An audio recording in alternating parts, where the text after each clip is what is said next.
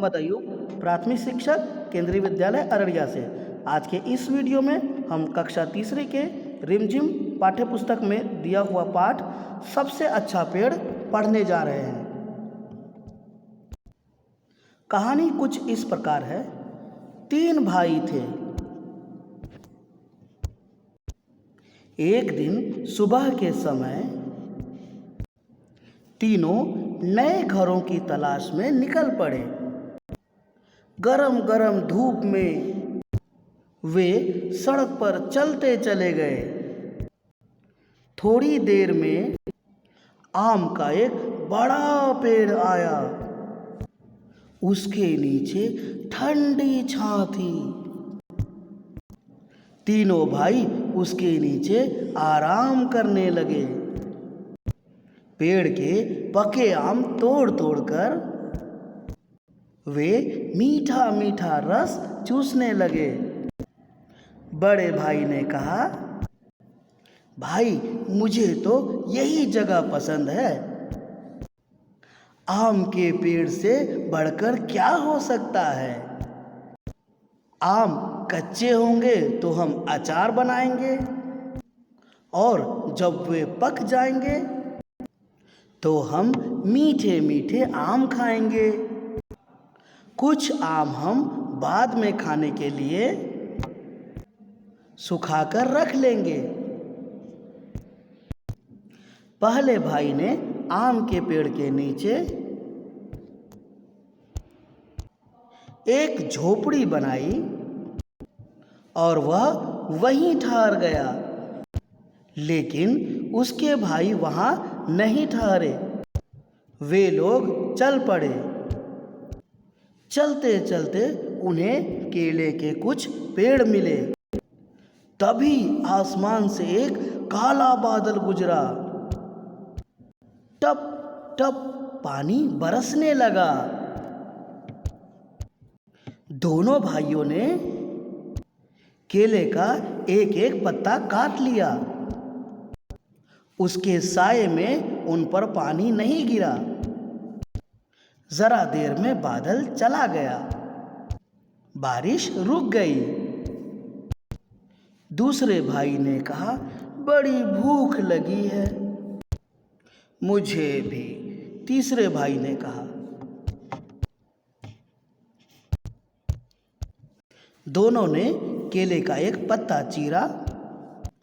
उन्होंने एक एक टुकड़े पर खाना परोसा और दोनों ने भर पेट खाना खाया।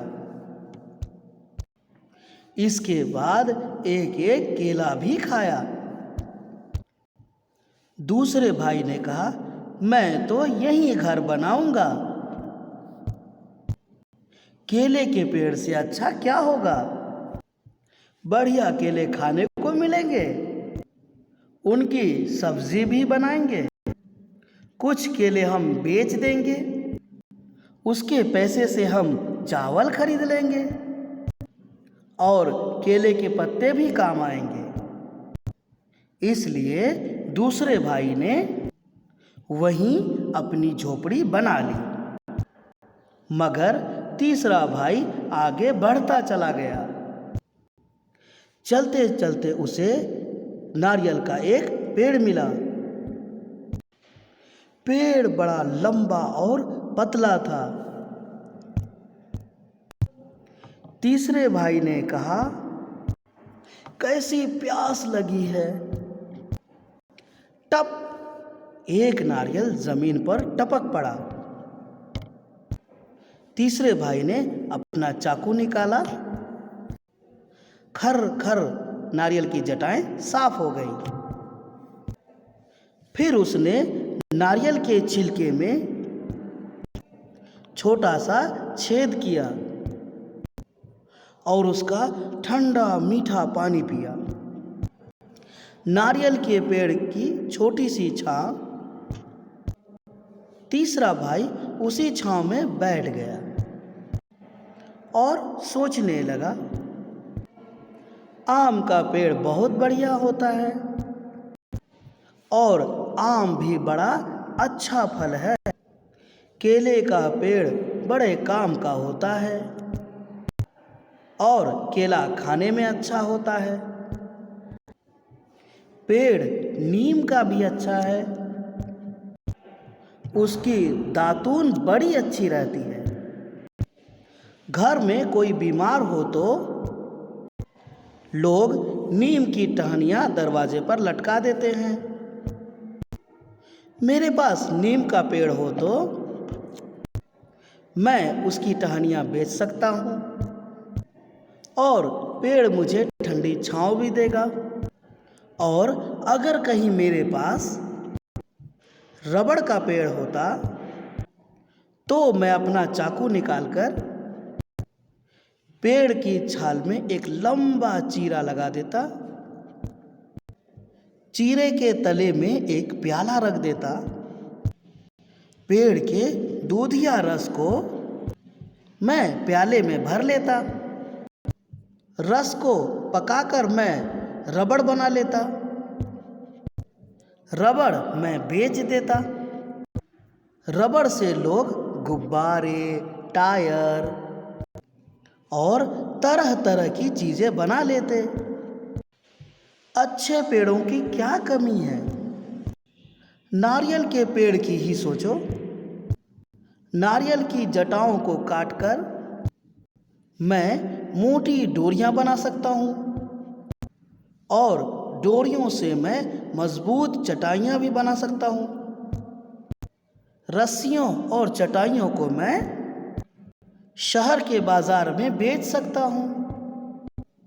मैं नारियल का पानी पी सकता हूँ, मैं नारियल की गरी खा सकता हूँ और कुछ गरी सुखाकर खोपरा भी तैयार कर सकता हूँ।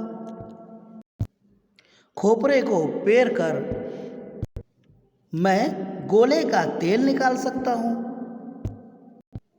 गोले का तेल साबुन और कितनी ही चीज़ें बनाने के काम आता है। नारियल के छिलके को साफ करके कटोरे और प्याले बना सकता हूँ। ठीक तो है मेरे लिए, तो यही पेड़ सबसे अच्छा है। मैं तो इसी के नीचे घर बनाऊंगा। इसलिए तीसरे भाई ने नारियल के तले अपनी कुटिया बनाई और मज़े से रहने लगा। तुम्हारे लिए कौन सा पेड़ सबसे अच्छा है प्यारे बच्चों?